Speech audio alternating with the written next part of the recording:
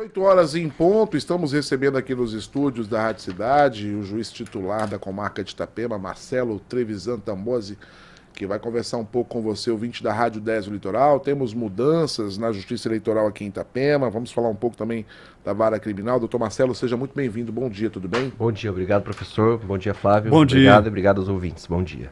O doutor Marcelo Trevisan, juiz criminal e também eleitoral aqui no Fórum da Comarca de Itapema, né?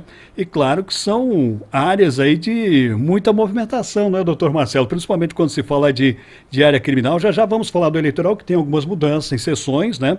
Mas para a gente começar aqui a nossa conversa pela área criminal, que é a área de sua atuação, né? Audiência de custódia, enfim. A gente sempre fala aqui, ó, a audiência de custódia ou mantém a prisão, né? Ou coloca na rua o indivíduo que está preso. Só que tem ali um prazo, né, doutor? Até 24 horas para que essa audiência aconteça. Agora, os números são números que acabam chamando a atenção aqui em Itapema, né? Flávio, o que nós temos hoje é, como se percebe, o crescimento da população em Itapema, como um todo. E como cresce a população, crescem os problemas. E devido à pujança de mão de obra, muitas pessoas vêm de fora e vêm para cá, encontram trabalho, mas alguns têm mais dificuldade.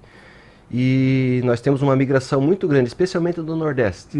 Eu digo que daqui a pouco tinha que ter uma ponte aérea Itapema, Alagoas, porque tanto alagoano que nós temos aqui na cidade. Certo. E o senhor tem percebido isso através dessas audiências? Sim, tanto da audiência quanto dos processos, né? Infelizmente são dos processos criminais. Não é uma crítica ao povo que vem de lá, mas assim, às vezes encontra dificuldade aqui e acaba entrando na criminalidade não para necessariamente ter um trabalho, mas para ter um aumento de renda. Sim. Então, geralmente entra Qual é o crime mais comum nesse segmento? É tráfico. Doutor? Tráfico. Em Itapema nós temos praticamente uma epidemia de tráfico, nós temos muitas questões envolvendo Maria da Penha e furtos. São as três crimes que despontam na maior quantidade que nós atendemos aqui em Itapema. Então, cresce a população, crescem os problemas e crescem os problemas dessas pessoas que vêm para cá, trazendo problemas de lá e enfrentando problemas aqui e acabam entrando na criminalidade para ter uma segunda fonte de renda, principalmente nessa questão de tráfico. São pessoas jovens que os traficantes aliciam eles para fazer a venda para esses traficantes maiores não aparecerem. E esses acabam sendo pegos muitos. Como eu falei anteriormente, antes de entrarmos no ar, nas últimas 2 semanas, né, então 10 dias úteis, ou melhor, 9, porque teve feriado da quinta-feira passada, nós tivemos 15 audiências de custódia. Nossa. Muitas vezes, cada audiência com mais de uma pessoa presa. Então é um número que despontou muito grande nos últimos tempos. A gente estava até particularmente tranquilo e aumentou bastante. Deixa eu aproveitar essa mesma linha aí para saber do doutor Marcelo, né? Ele já destacou aqui quais são os crimes mais comuns e, claro, quando há o registro lá dessa ocorrência, há também o registro de um endereço. É possível a gente mapear uma área aqui do município de Itapema, um bairro, enfim, uma região que preocupa um pouco mais as autoridades? Na questão de tráfico, o que sobressai é no Morretes, ali entre a rua 440 e 450. Nós temos também muita notícia de tráfico na rua 902 C ou D, não me lembro, mas é uma área ali que está tendo muita devastação ali da Mata Atlântica, né? Muito problema. 902D e E. Crime ambiental, que é uma área de invasão também que está aumentando aqui. E alguma coisa no Ilhota. Se concentra, digamos que 90% das ocorrências de tráfico são nessas 3 áreas aqui na cidade. Agora chama a atenção que o doutor Marcelo, ele classificou, ele conceituou, ele usou o termo epidemia de tráfico de drogas, né? E é isso mesmo, né, doutor? Realmente é uma situação hoje bastante complicada na região, de uma forma geral. Tem tráfico onde tem usuário. Sim. Na verdade, o tráfico, o uso da droga é uma lei de mercado. Onde tem um consumo, tem oferta. Então acaba-se que tendo muita gente que trabalha em construção civil, talvez não nada preconceituoso para falar, mas o uso de maconha é muito elevado. Muito. Assim, de forma recreativa. A gente vê aqui, passeando pelo calçadão, essa situação que infelizmente acaba espantando turista, incomoda moradores e famílias. E o uso de crack de pessoas de mais baixa renda. O crack, como vocês sabem, é a droga mais devastadora, né? Ela demora muito pouco tempo para viciar e para se livrar do vício é algo muito terrível. Então é a pessoa que consome de uso recreativo ou até às vezes como um substituto de bebida alcoólica. Porque o custo é muito mais baixo, o efeito é mais forte e mais a questão do vício, né? Então é fácil de viciar e é Então vai ter sempre muita procura, então onde tem procura tem oferta. Então por mais que a Polícia Militar faz um excelente trabalho de prender, de repreender, mas é diferente de uma situação que nós tivemos aqui em Itapema já, furtos e roubos a farmácias. Então é uma pessoa que você prende, tirou, acabou esse tipo de crime. O tráfico não. Tráfico é o que chama de enxugar-gelo. Você prende no dia seguinte alguém substituiu aquela pessoa que estava vendendo. Já ocupando aquele espaço. Então não para nunca. Doutor Marcelo, obviamente que o senhor fala aí desse uso para recreação, enfim, de pessoas que até têm trabalho e acabam consumindo a droga, mas essa mesma droga, esse consumo de droga acaba alimentando também outros crimes de menor potencial. Sim. Como eu disse, nós temos os principais, são o tráfico, furto e situações envolvendo violência doméstica. Então, no furto, nós temos muitas ocorrências mesmo de, por exemplo, furtos de fio de cobre, peças de alumínio de construções. Sim. Uma pessoa que furta, que vai a algum lugar que faz a receptação desse material, né, e acaba fomentando essa indústria do furto. Então, os usuários sabem que furtantes objetos que têm uma menor vigilância, porque nas construções de regra a gente não tem vigilante, tem só o sistema de segurança, então furta ou casas que estão abandonadas e trocam nos locais que fazem a receptação e compram drogas. E também na violência doméstica, tanto a violência quanto a ameaça, né, a violência física quanto a ameaça, são motivadas especialmente pela bebida alcoólica e pelo uso de drogas. É aquela situação, Flávio, que a mulher fala assim, ele é uma excelente pessoa, mas bebeu, fica violento. É outra pessoa. Isso a gente escuta bastante. Que coisa, né? Ô, doutor Marcelo, você falou desses 3 crimes e eu queria te perguntar sobre a periculosidade, né? Porque é normal que você tenha um aumento dos crimes em virtude do aumento da população. A pergunta que eu te faço é, esse aumento da população vem acompanhado também do aumento de criminosos de maior periculosidade? Felizmente não se tem notado essa situação. Até porque, de regra, também é uma cidade segura, é uma cidade pequena, tem poucas entradas e poucas saídas. Então, criminalidade violenta tem, mas não proporcionalmente a esse aumento da população.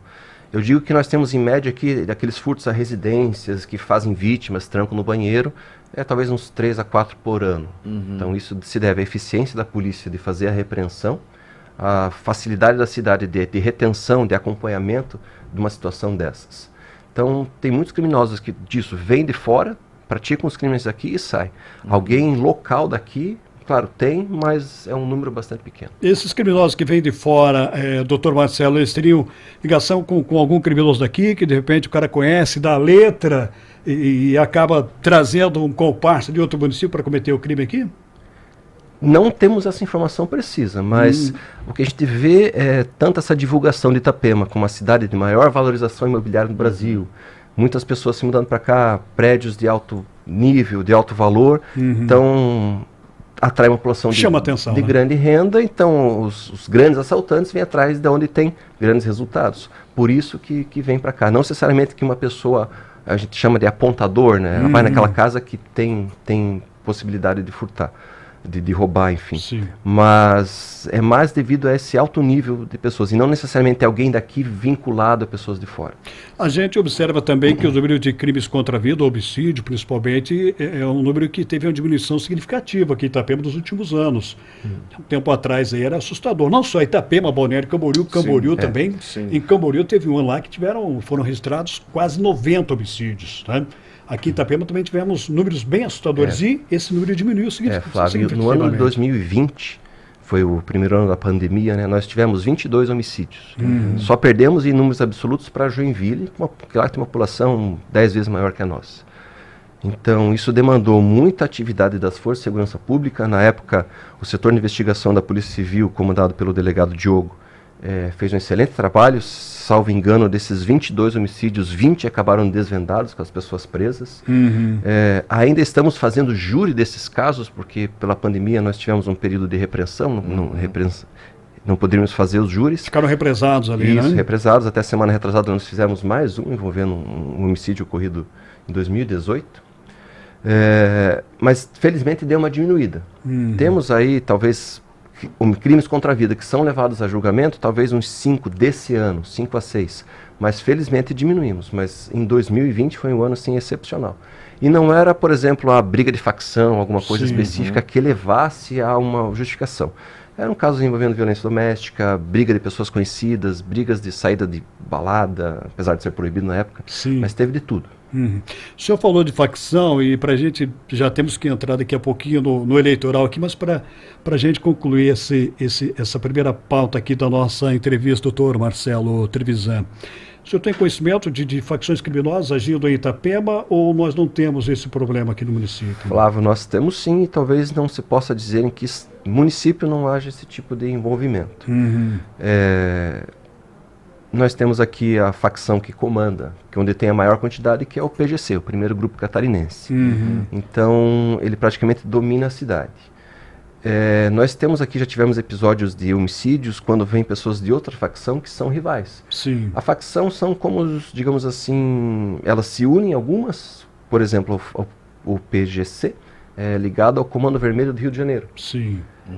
Mas ele é inimigo do PCC de São Paulo. Então, se vem alguém do PCC aqui, dificilmente ele tem possibilidade de acessar o mercado de Itapema, porque o PGC não deixa.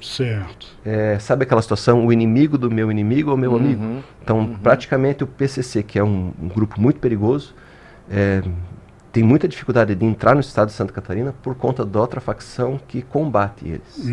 Nesse ponto é relativamente bom.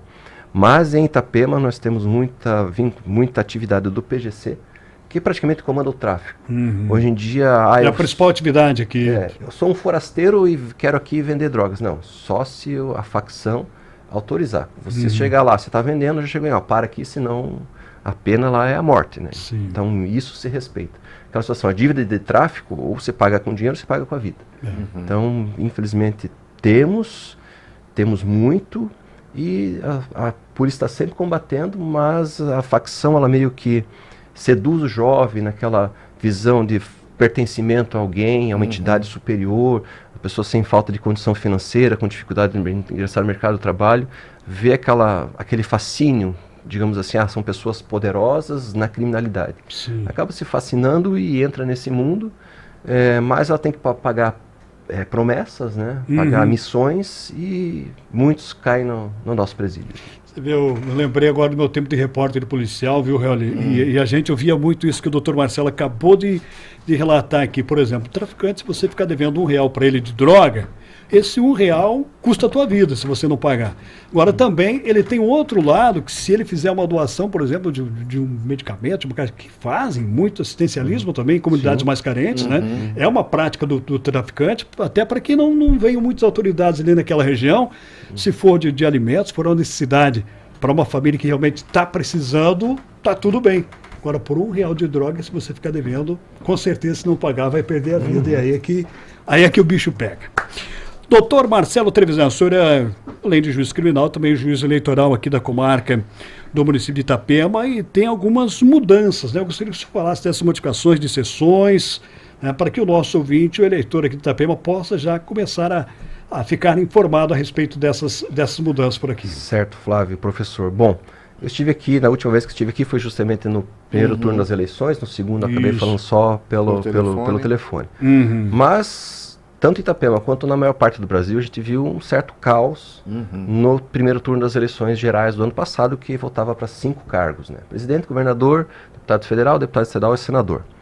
E eu andei pelos colégios eleitorais, vi muitas filas, muita reclamação, muita dificuldade, e a gente não pode fechar os olhos disso, né? O Estado obriga as pessoas a votar, mas ele não pode obrigar as pessoas a passar por um sacrifício. Então ficar 2, 3 horas numa fila de votação é realmente bastante complicado. Então eu, em conjunto com o Carlos Eduardo, que é o chefe do cartório eleitoral, pessoa, se vocês não conhecem, de uma educação assim ímpar. O Carlos Eduardo, ele já teve em Balneário Camboriú também ou não? Ele está aqui há algum tempo, desde 2018, salvo me engano. Sempre nos atendeu muito bem aqui na rádio. Se me permite falar, professor, eu era juiz em Pissarras e ele é funcionário da Justiça Eleitoral em Pissarras. E eu vim para cá e ele veio junto. Então nossa história temos o mesmo tempo de Itapema, que são 7 anos. Mas nós começamos a discutir e a ver que não poderia se manter isso. No segundo turno foi mais tranquilo, já que eram só 2 mais candidatos, rápido, né? as pessoas já tinham noção da onde votariam, mas ano que vem nós temos a eleição municipal, que também Isso. tende a ser mais tranquila, espelhando a eleição do segundo turno, que também são só 2 cargos, só que é mais acirrada, né? A disputa é maior. Mas daqui 3 anos nós temos mais uma eleição geral, e nós não podemos deixar o que acontecer, ou não podemos tentar não deixar acontecer o que aconteceu na eleição passada. Só para você ter uma ideia, me permita aqui abrir os números. Sim. Mas, por exemplo, inclusive na eleição de 2018, eu também já era o juiz eleitoral que fez a eleição geral.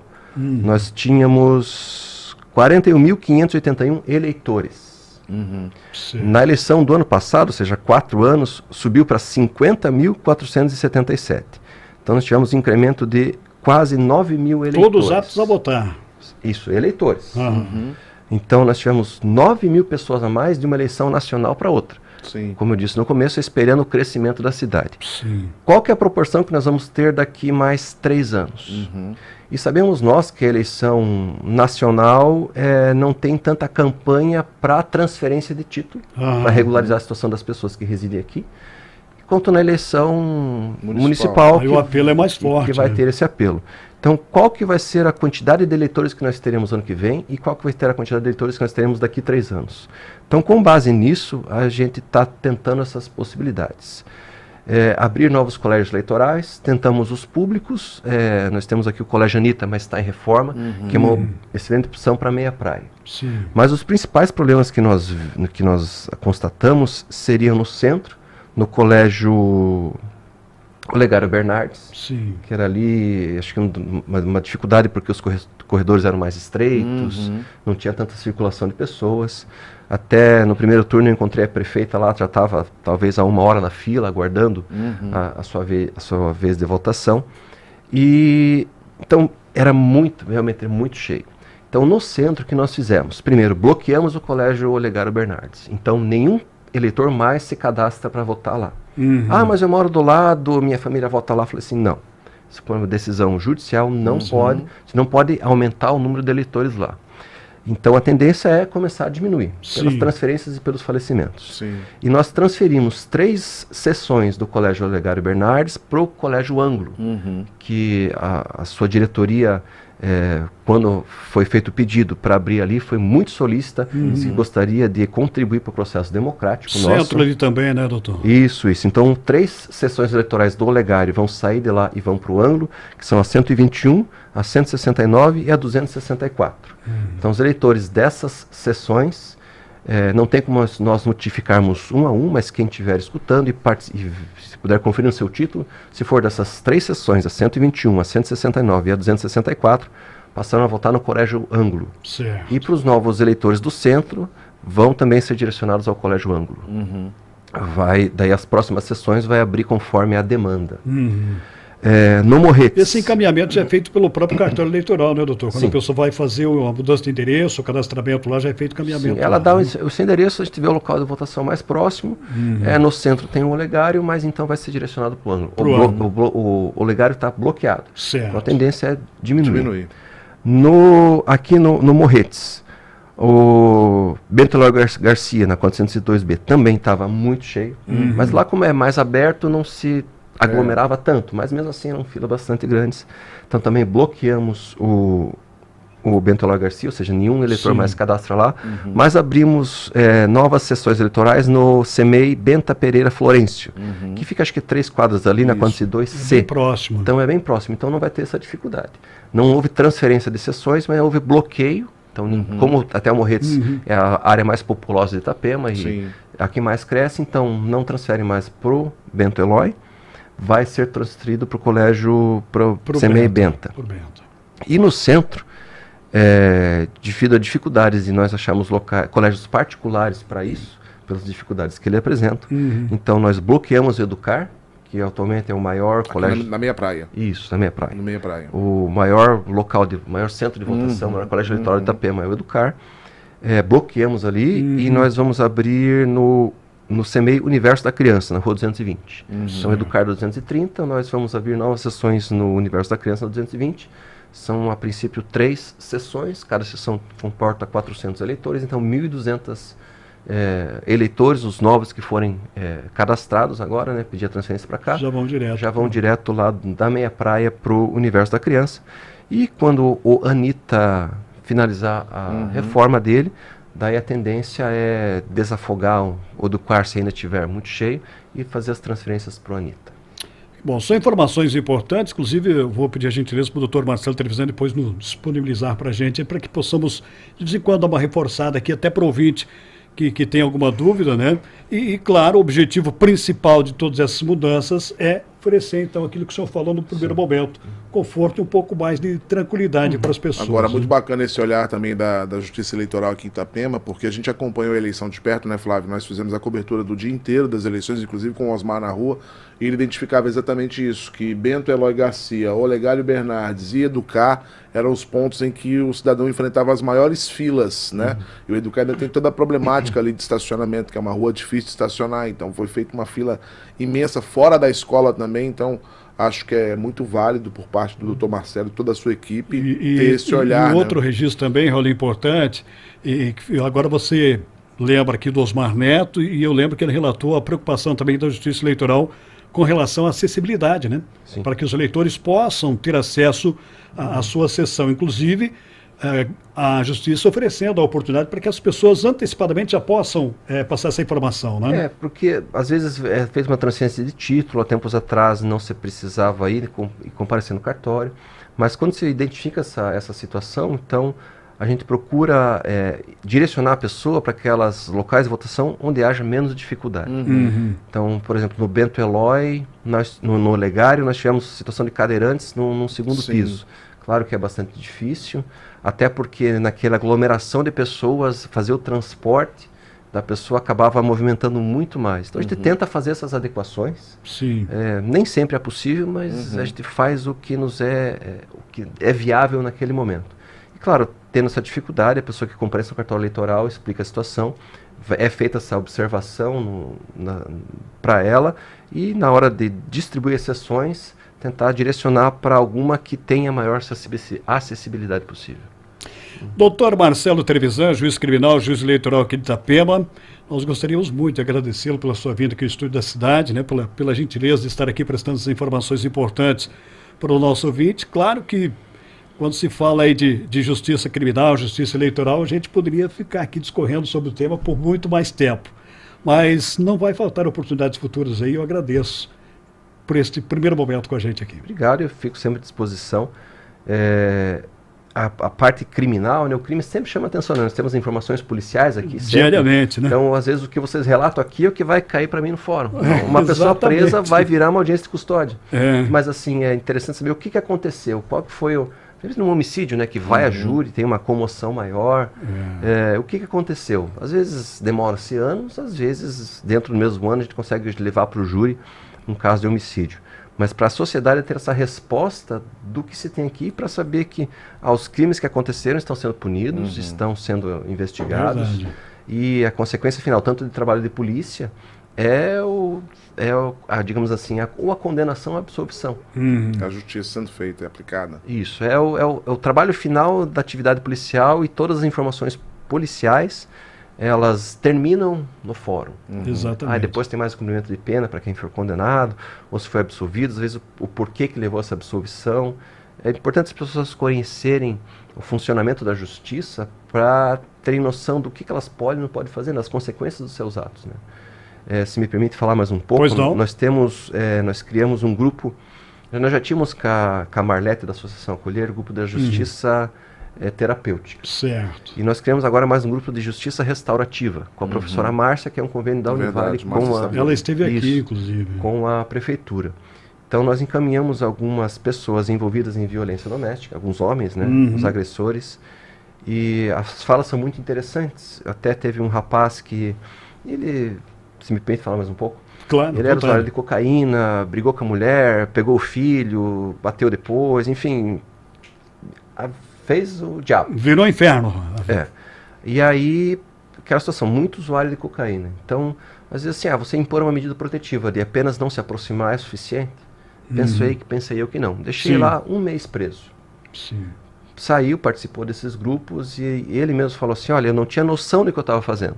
Então eu sempre falo assim, a gente tem que ter medo, tem que ter receio, respeito incondicional por alguma coisa. Claro. Então às vezes antigamente, diretor de escola, os pais, e hoje se perdeu esse conceito de receio. Eu faço o que eu quiser, de limite. Ninguém manda em mim, e no uso de drogas ou álcool a pessoa perde completamente a noção.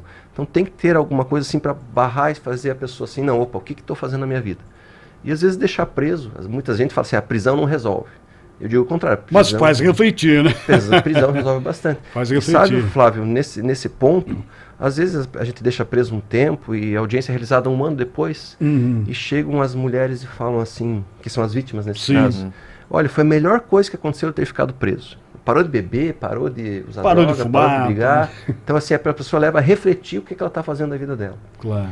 Então, nesse ponto, a gente tem muito o que falar, porque tem muitas pessoas, muitas mulheres, muitas famílias com esses problemas. Como eu falei, talvez a violência doméstica também seja uma epidemia de crimes na nossa cidade, que nós temos muita mesmo. E que me parece que durante a pandemia ali teve uma explosão. Mas agora tem até mais. Mais ainda? Dizia-se que na pandemia as pessoas ficavam em casa e brigavam mais. Mas agora não está perdendo para a época da pandemia. Olha só. Então, enfim, também teria se discorrer muito a respeito disso, mas é essa construção de limites, como o professor falou. Verdade, tem que ter um limite. Não tem mais limites. Mas tem que ter um limite até para que a gente possa seguir vivendo em sociedade, né? Regras têm que ser observadas, para senão a gente volta para a selva, né? Com certeza. Doutor Marcelo Trevisan, mais uma vez obrigado. E em breve esperamos recebê-lo aqui novamente, né, para a gente, até a Justiça Restaurativa, que é um assunto muito importante, esse programa que está sendo desenvolvido aqui em Itapema, para que a gente possa dar mais detalhes aí para os nossos ouvintes e até, quem sabe, falar em números dessa violência que o senhor descreve agora e traz para a gente a informação de que talvez esteja num número muito maior do que foi durante a pandemia. Sim. Sempre à disposição. Muito obrigado. Obrigado, doutor. São 8 horas e 27 minutos.